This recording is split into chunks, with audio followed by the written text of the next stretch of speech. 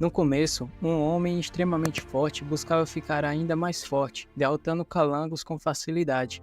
Voltando para a realidade, o jovem chamado Ragnar de repente acorda no campo de batalha onde ele está enfrentando um dragãozinho e, sendo fraco, acaba sendo jogado para trás. Felizmente, uma garota chamada Léo aparece e derrota o Largato e pede para Ragnar não se distrair no campo de batalha. Léo, com uma aparência fofa e uma cicatriz no rosto, mostrou seu lado gentil quando deixou Ragnar acariciar sua cabeça. Mais tarde, ele nos conta sobre dragões, seres místicos e ancestrais que são inimigos da humanidade. Para derrotá-los, existem apenas duas maneiras: congelar seu sangue com lâminas de prata ou expô-los ao sol, que os queima e transforma os seus corações em pedra.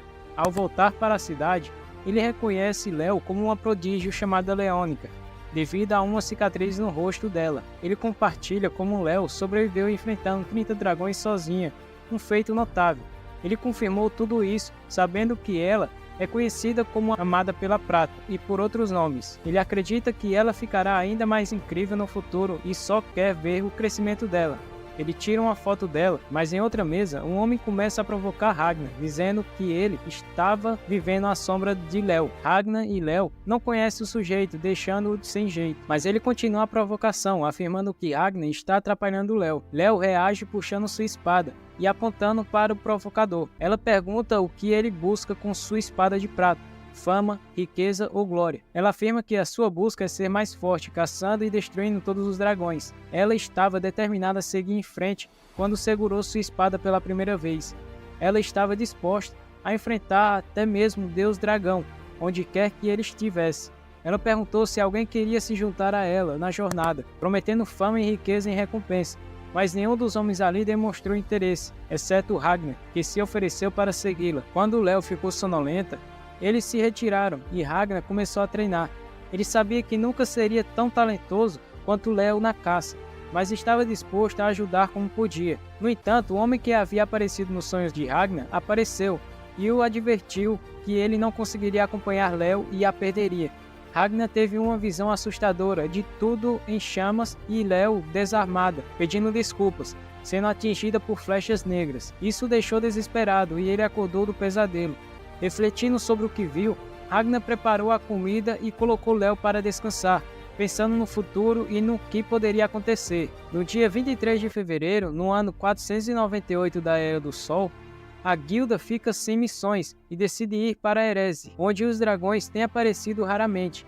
Ragnar decide cortar o cabelo de Léo, mas uma lembrança dolorosa o faz acordar assustado e chorando. Em 26 de fevereiro, ele continua treinando de forma intensa, assombrado por uma voz que lhe diz que perderá algo importante. Ele nota um comportamento estranho dos dragões na taverna e traça uma rota que desperta a curiosidade de Léo. No entanto, Ragnar não consegue esquecer as palavras do homem misterioso e começa a se questionar se foi um sonho ou alucinação.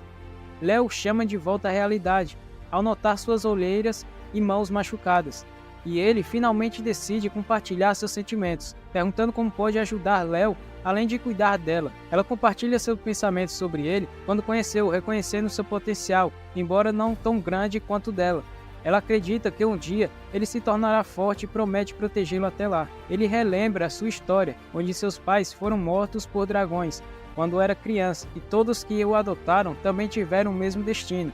Por isso foi chamado de amaldiçoado. No entanto, Léo o convidou para caçar dragões, e ele percebeu que queria ficar ao lado dela o máximo possível, não se sentindo mais amaldiçoado. Enquanto ele expressa seus sentimentos, tem um pesadelo sobre a morte de Léo, acordando assustado, preocupado com o que o futuro reserva. Em 27 de fevereiro, uma notícia alarmante chegou. A cidade vizinha, Dona Pierre, foi atacada. O número 2, que sabia sobre uma missão para enfrentar essa ameaça, sugeriu que Léo não fosse para evitar ganhar toda a glória. No entanto, quando Léo insistiu em ir e chamou Ragnar, ele sentiu algo terrível e os aconselhou a fugir. A cidade vizinha logo ficou em volta em chamas, e quando finalmente saíram, Ragnar percebeu que era exatamente como em sua visão anterior. Ele quis proteger Léo, mas antes que pudesse expressar isso, Léo assegurou que não morreria e correu na frente dele.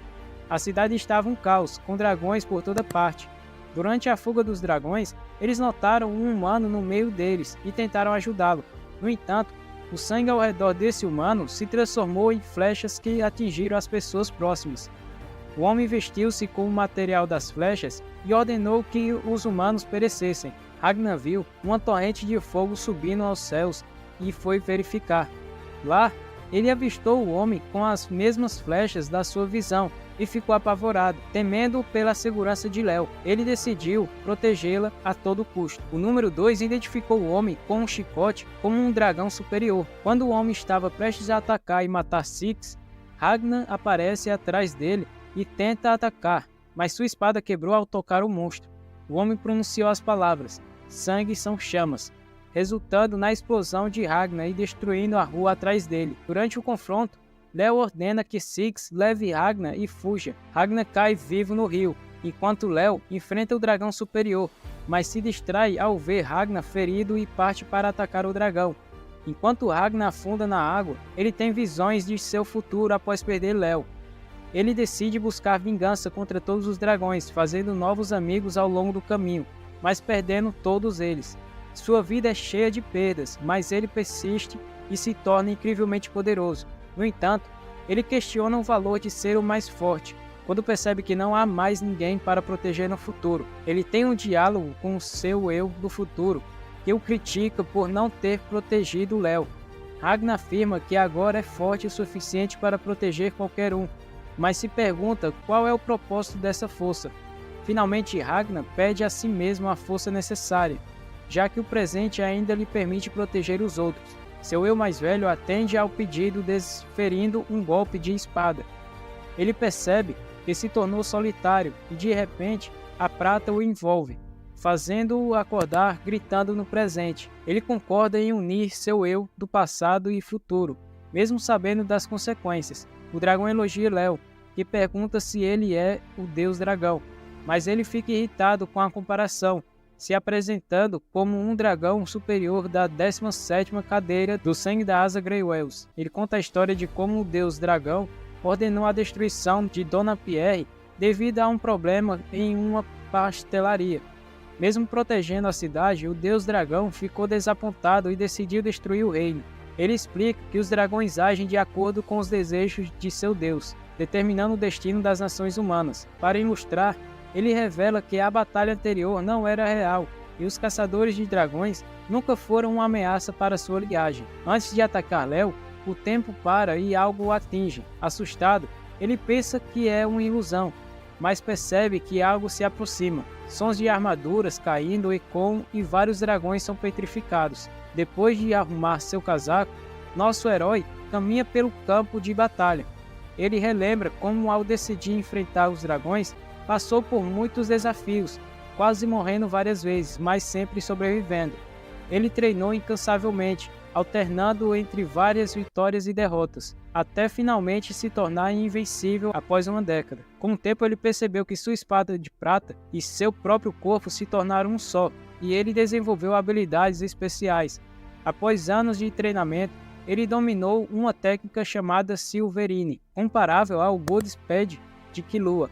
Ele enfrenta dragões menores facilmente, mas quando se depara com um dragão superior, algo estranho acontece. E quando Ragnar chega perto do dragão superior, ele perde o controle devido a um misto de medo e admiração, transformando em sua forma completa de dragão, liberando todo o poder mágico de seu sangue. No entanto, Ragnar congela seu adversário completamente e o quebra em 1000 pedaços com um gesto de mão. Uma onda de choque se espalha, deixando-o momentaneamente paralisado. Ragnar volta ao normal, ofegante. Nesse momento, Léo o chama, e todas as emoções acumuladas ao longo dos anos, com a culpa de não ter sido forte o suficiente para protegê-la, transbordam.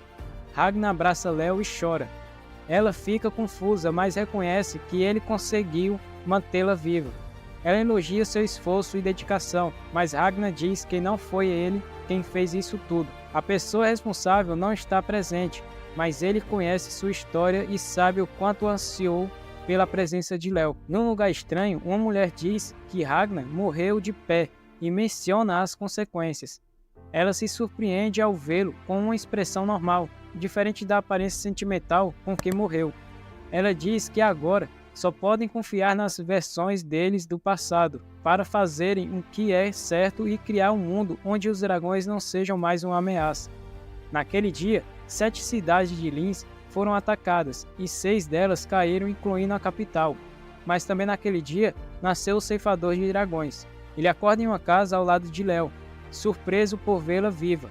O número 2 entra no quarto e começa a falar com eles. Ragnar sugere que seria melhor sair da cidade, já que o deus dragão ordenou a destruição do país, e os dragões obedecem às ordens dele cegamente. Se eles cruzarem a fronteira, os dragões não os perseguirão. Porém, a versão atual de Ragnar surpreende Six, que pergunta quem ele é, já que ele não se parece em nada com o Ragnar que conhece. Ragnar adormece antes de responder e começa a chamar por Leo enquanto dorme. Ela o tranquiliza, mas se pergunta se ainda é útil para ele. Nesse momento, a terra começa a tremer e eles veem a floresta se movendo em direção a eles. Léo parte para o ataque. Ao mesmo tempo, a mulher do plano astral chama Ragnar para encontrá-la, pois é o momento de começar a história. Na cena final, à medida que a floresta se aproxima da cidade, os servos se reúnem com seu mestre, Bolo Fofo, no meio da floresta. Eles anunciam a chegada do prato de cordeiro que ele esperava com ansiedade. Bolo Fofo os encara com um olhar aterrorizante e ordena que tragam o prato imediatamente. A empregada destampa o prato, revelando um pedaço de carne deliciosamente preparado, o que faz o porco salivar de desejo. Enquanto ele saboreia a refeição, todos os servos mantêm uma postura temerosa, como se suas vidas estivessem em jogo. No entanto, o Bolo Fofo acha o prato incrível e sua expressão muda para uma de felicidade, o que traz um vislumbre de esperança aos seus subordinados. No entanto, essa cena horrível logo se desfaz quando o monstro afirma que o sabor daquilo não se comparava ao sabor dos seus servos. Ele abre uma boca enorme e avança em direção ao homem. Enquanto ele mastiga o homem, as empregadas ficam desoladas, mas também são pegas pelo monstro, restando apenas uma delas no chão. Sem hesitação, ele se dirige a ela, não deixando nada para trás. Ele diz que seu Deus ordenou a erradicação de todos os humanos do reino, o que significa que ele tem carta branca para devorar cada um deles. Quando ele pega a garota e leva em direção à sua boca, sua forma grotesca se abre como uma flor, tornando-se ainda mais repugnante do que antes. Enquanto isso, na cidade, os caçadores enfrentam vinhas misteriosas. No entanto, eles estranham o fato de um dragão atacar enquanto o sol ainda brilha no céu, temendo que as regras habituais estejam mudando.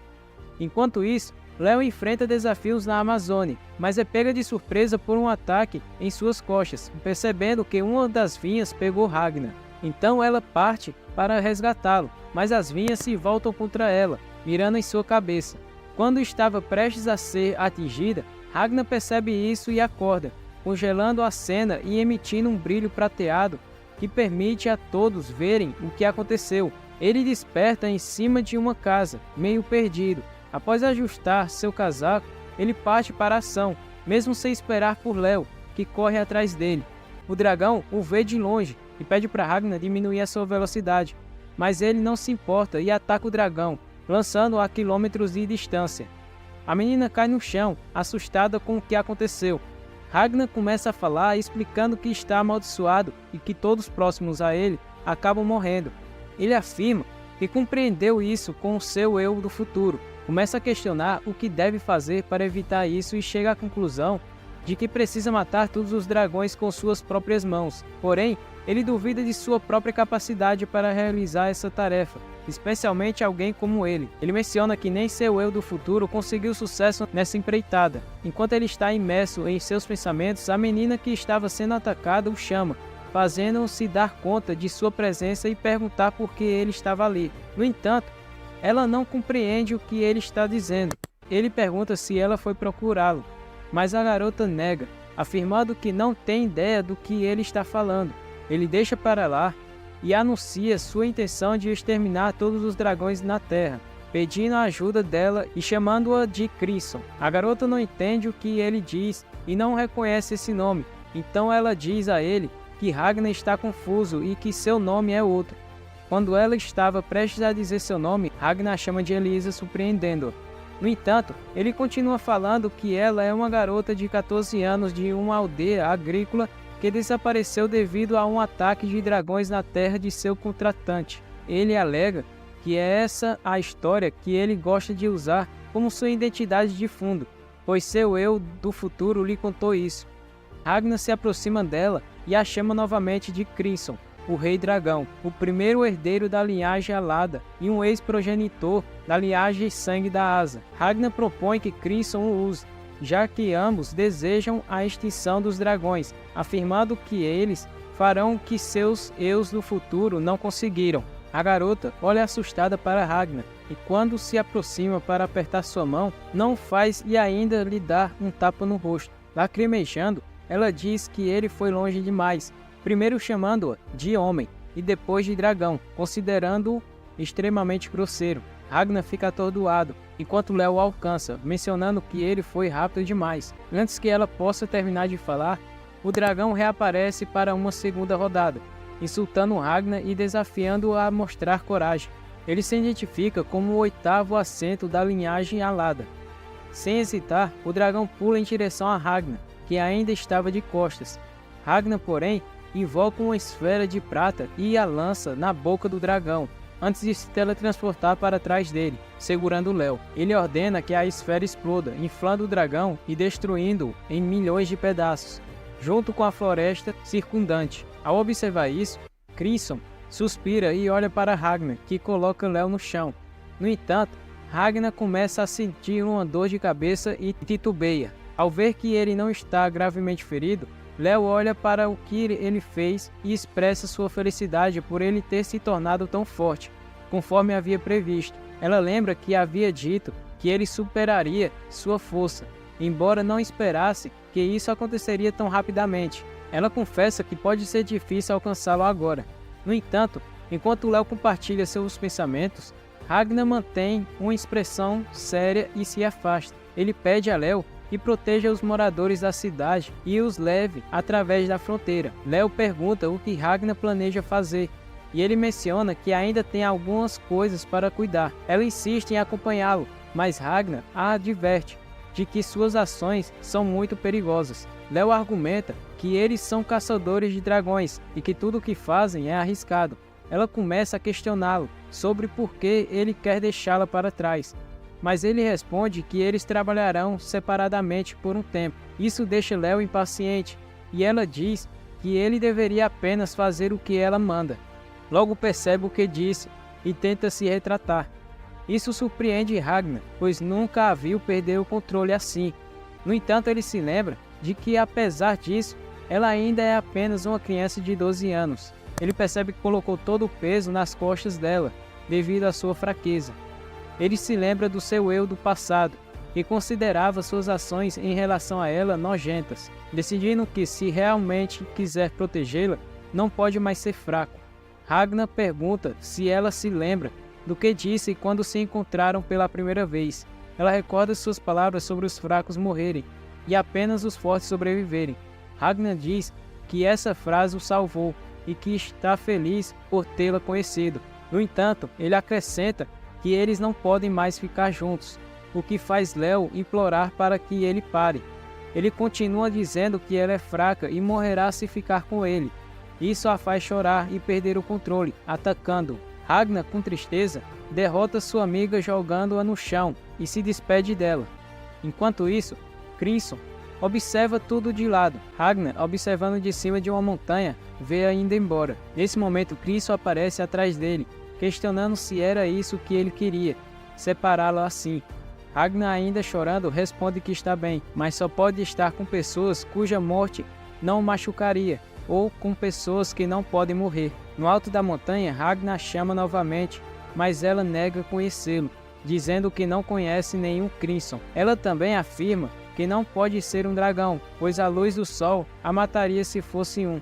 Ragnar explica que seus poderes de Rei Dragão estão selados, o que o impede de usar seus poderes, mas em troca, ele não tem mais fraquezas. Ela se cansa e diz que ele pode lutar contra Deus, ou o que for sozinho, desejando-lhe sorte e reiterando que ela é uma mulher. Ragnar menciona que Crimson pode mudar de sexo ou idade quando quiser, Quando ela está prestes a sair, ele começa a se questionar como poderia ganhar a confiança de Crimson. Ele se lembra que Crimson falou sobre deixar seus caminhos cruzarem no futuro, mas eles se conheceram bem antes dessa última vez. Ele também se lembra de que Crimson disse que não confiaria nele de imediato, mesmo que se encontrassem. Ele propõe mais uma vez que se unam para caçar dragões, mas ela recusa, argumentando que ele acabou de abandonar uma jovem. Nesse momento, Ragnar cai inconscientemente no chão, com uma febre intensa. Ela se aproxima dele e nota que ele está gravemente doente. Ela exibe um olho vermelho com pupilas de dragão enquanto coloca a mão sobre ele, dando a entender que algo mais está em jogo. Crimson aparece diante de Ragnar, impressionado com o poder do humano. Ele se apresenta como um rei dragão, mas antes que possa terminar sua fala, Ragnar parte ao meio com um único chute. No entanto, Crimson reaparece atrás dele em outra forma, com a intenção de fazer uma proposta. Ele quer unir força com Ragnar, o ceifador. Enquanto Crimson fala, Ragnar vê o corpo caído atrás dele e a mesma pessoa ainda de pé, falando com ele. Mas Ragnar mata novamente enquanto Crimson continua seu discurso. Crimson explica que poderia usar a força de Ragnar de forma mais eficaz. Ragnar então acorda no presente, onde Elise lhe diz que não pode simplesmente abandonar quem salvou sua vida. Ele fica surpreso por ter caído novamente e percebe que ainda não está acostumado a lutar com a aura prateada. Crimson fica surpreso e intrigado com o fato de um humano conhecer sua verdadeira identidade.